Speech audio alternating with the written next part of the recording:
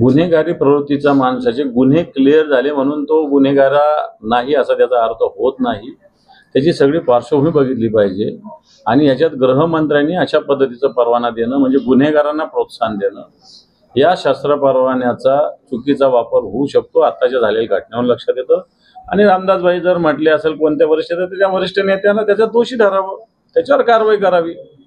पण तो असे परवाने भले अधिकार आहे गृह राज्यमंत्र्याला म्हणून द्यावेत, कारण पुण्यासारख्या शहराचे कमिशनर हे जबाबदारीने निर्णय घेत असतात। असं कोणत्या कमिशनर विषयी आपण काही बोलू शकत नाही। आपल्या महाराष्ट्रातले कोणते पोलीस कमिशनर मला असं वाटत नाही की फार काही पूर्वग्रह दूषितपणे किंवा जाणीवपूर्वक एखाद्याला देणं किंवा न देणं असं करतील असं वाटत नाही।